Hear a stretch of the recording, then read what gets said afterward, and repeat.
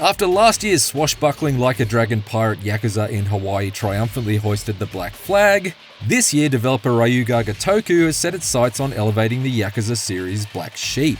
While well received critically upon its original 2009 release, Yakuza 3's sluggish combat and uneven story pacing has seen it age about as well as leftover sashimi, leaving it to linger at the back of the pack while the Like a Dragon series has pushed forward into exciting turn-based twists and experimental spin-offs. Yakuza Kiwami 3 and Dark Ties, then, is a much-needed retooling that ratchets up the fun factor of its fighting and smooths out most of its unwanted story creases, resulting in an enjoyable return to the largely underused island setting of Okinawa, even if not all of its changes and additions were powerful enough to uppercut me off my feet.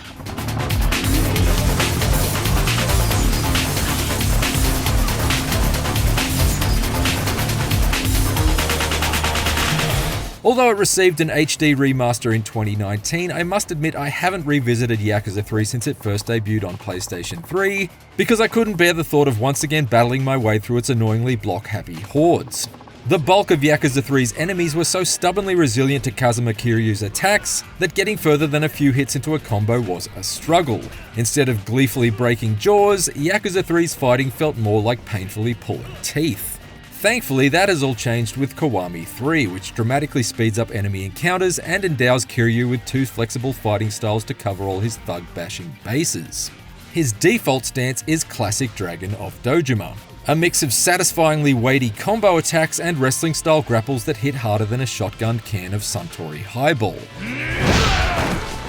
As entertaining as that is, however, I found myself largely relying on his secondary stance, which arms him with 8 different weapons. These range from the baton-like tonfa to inflict stun, a pair of scythes to inflict bleed, brass knuckles to break guards, a shield to deflect blades and bullets, and a pair of nunchucks to regularly look like a total badass with. It's a versatile and violent fighting style that transforms Kiryu into a lightning-fast leisure suit-wearing shinobi, and it's supremely intuitive to pick up. There's no manual weapon switching or inventory management to fiddle with, since everything in his sharp-edged arsenal is triggered by a seamless combination of tapping and holding the 3 main attack buttons, allowing you to go from slapping a group of gangsters with a wooden boat ore to flinging a pointy pair of sai at their throat without even the slightest pause in the action. The original Yakuza 3 may have ultimately had more weapons to choose from, but given how quickly they would break, I rarely bothered to actually use them. And thus I found Kiwami 3's Swiss Army knife style fighting stance a vastly improved method for dealing out wanton destruction, using the contents of a Ninja Turtles toy chest. Kiwami 3's combat doesn't just feel smoother and more satisfying, it looks a lot flashier too. As was the case with the previous Kiwami remakes, Kiwami 3's visual design has been boosted to bring it in line with the more modern entries, from the vastly improved character models to the firework-like particle effects that spark off Kiryu's furious fists. This aesthetic overhaul extends to the environments too, and I was particularly pleased to explore the remodeled slice of Okinawa that features heavily in Kiwami 3's opening half, since it's a region that's rarely been revisited in subsequent Yakuza and Like a Dragon adventures. Its sun-kissed coastal town vibes contrast nicely with Kamurocho's hustle and bustle, making it akin to Like a Dragon Infinite Wealth's Hawaii, albeit on a significantly smaller scale. Can I get your number? Got it. While Kiwami 3 broadly retains the same outline of the original game's story, which centers on a spiteful turf war in Okinawa, the developers have treated the plot like a street thug and given it a good punch-up.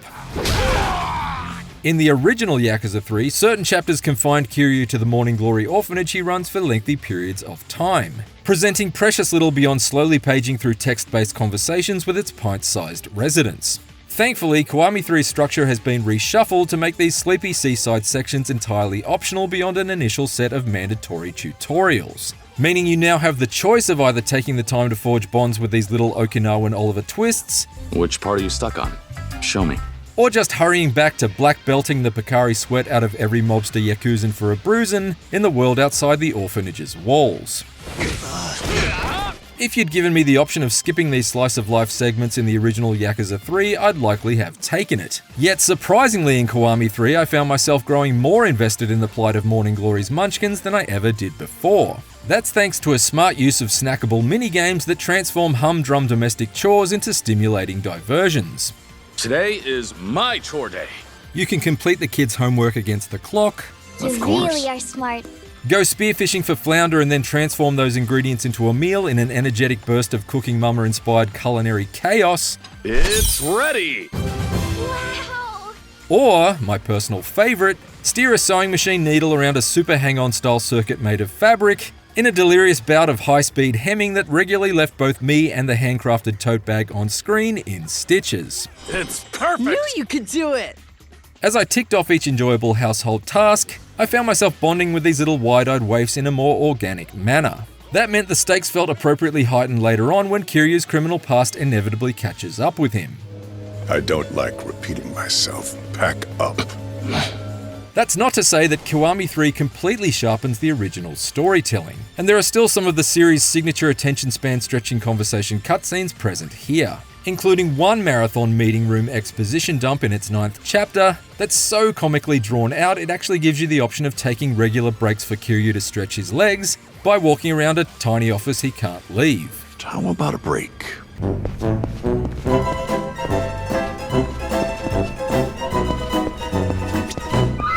You there. There's also a surprising twist in Kiwami 3's post-credits epilogue that will likely raise a few eyebrows among series purists, though was really neither here nor there for me, but by and large Kiwami 3's main story has been reworked for the better, and it kept me hooked for the 17 hours it took me to reach its cathartic, combat-heavy climax. This war is just getting started. Elsewhere, Kiryu goes from playing daddy to slaying baddies in Kiwami 3's other major addition to its main story, Bad Boy Dragon. This biker gang-based riff on the Devil Flag subquest from Pirate Yakuza tasks Kiryu with rescuing new recruits from bullies on the streets, 期待しときな splitting them into squads and accompanying them into large-scale clashes against other rival leather-clad clubs, from the easy beats of Okinawa's streets to the more fierce fighters from Tokyo's Night Terror's outfit. In between battles, you can hold gang rallies to boost the XP of your members, customize your gang colors, and invest in special attacks to unleash inner scrap, from humble hand grenades to spectacularly silly stampeding bulls. However, Bad Boy Dragon's novelty wore off far sooner for me than Pirate Yakuza's equivalent seafaring mode did, because Kiwami 3's gang-based brawler is considerably more repetitive by comparison. Whereas Pirate Yakuza featured a healthy mixture of cannon-based naval warfare and on-land scraps, Bad Boy Dragon is mostly just a series of samey skirmishes held in copy and pasted warehouses that quickly blur into each other. Despite the fact that you're in a biker gang, there's very little actual biking to be done. You can't get stuck into road rash style battles in Tokyo's expressway like in Lost Judgment, for example. Kiryu's chopper is strictly used to rapidly ferry in between the 4 squads under his command, before resuming the button-mashed biker beatdowns. Bad Boy Dragon ultimately feels a little half-baked. If you're going to build a mode around biker gangs, you really need to go the whole chrome-covered hog. Still, even though I parked Kiwami 3's biker mode fairly early on, I found plenty of other things to do outside of the main story. In one moment I'd be struggling to deliver towering ice cream cones through streets lined with waddling sumo wrestlers, while in another I'd be customizing my 2007 era flip phone with dangling tchotchkes to boost Kiryu's health and damage. Also to make serious phone calls seem ever so slightly more ridiculous. The 6th chairman's been shot. What? Later, I found myself posing as a host at a cabaret club and disappointing the customers with terrible jokes, as well as indulging in optional mainstays like karaoke and the UFO catcher. Sure, at this point, a lot of these amusements have been repurposed more than the fabric of Marge Simpson's pink Chanel suit, but I was pleased to find that collectible Game Gear games have been included for the first time in the series. Even if it is a bit odd that handheld Sega classics like Columns and Sonic Chaos can only be played back at Kiryu's hideout rather than pulled out of his pocket on the fly. Although perhaps that's just a tacit admission that the Game Gear's god-awful battery life made portable play too impractical. Admittedly, I was surprised to find the sub-story count in Kiwami 3 had been whittled down to 31 from the original game's 100 or so, But then I remembered how many of Yakuza 3's optional quests were just clones of the same small handful of ideas. Kiwami 3's sub-stories focus on quality over quantity, and I have no objections to that approach. Playtime's over! Mommy!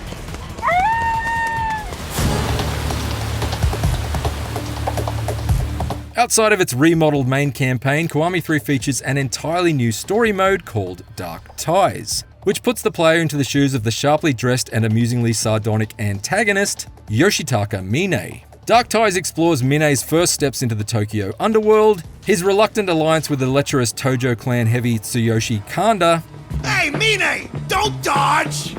and the complex motivations behind his devastating actions in Kiwami 3's main campaign. It also allows us to let loose with his ferocious shoot-boxing fighting style, which blends fast flurries of punches with acrobatic flip kicks, and the ability to pinball off one enemy and completely redirect your attack towards another to seamlessly continue your combo. He can also unleash devastating Dark Awakening special attacks, such as spiking an enemy's skull into the ground and dragging their faces along the pavement like a bloody bowling ball. Mine is limited to the one fighting stance, however, and his skill tree is stumpier than a Yakuza's left pinky.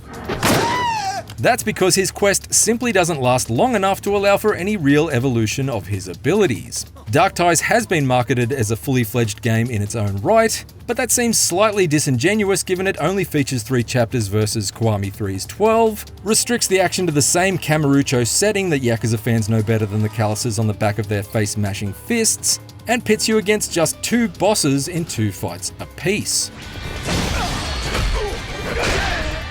Admittedly, it still took me just over 5 hours to roll credits in Dark Ties, but that runtime didn't feel as substantial as it sounds since Mine's mode regularly gates its story missions behind the arbitrary completion of agonizingly menial tasks. During Dark Ties' prolonged middle chapter in particular, the advancement of Mine's story is dependent on performing good deeds for Kamurocho locals in order to slowly boost the reputation of his unlikable cohort Kanda. For all your work making me popular!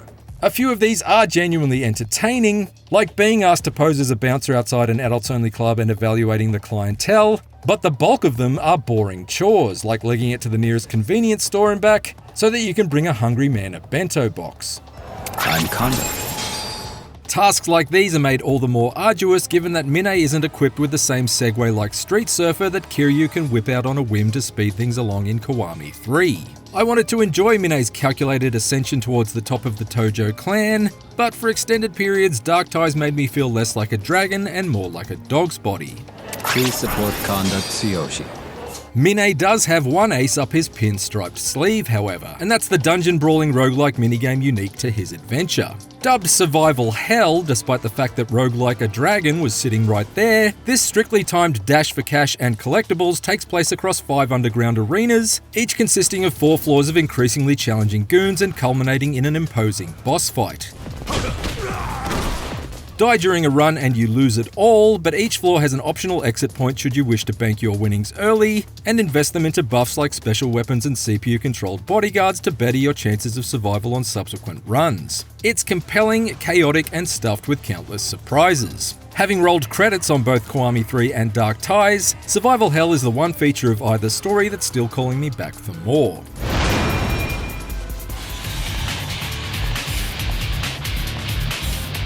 Yakuza Kiwami 3 and Dark Ties is a largely successful makeover of Yakuza 3. It finds fun new ways for Kiryu to engage with the orphans in his care, which both livens up the original game's most boring bits and also made me more deeply invested in the sharper end of its story.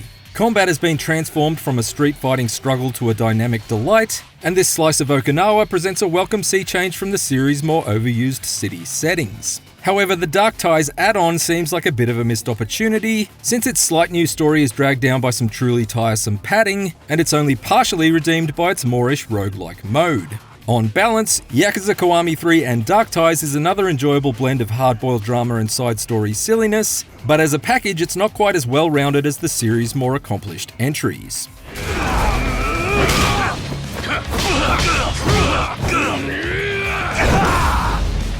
For more remake reviews, check out IGN's verdicts on Dragon Quest VII Reimagined and Final Fantasy VII Remake Integrate for Nintendo Switch 2. For everything else, stick with IGN.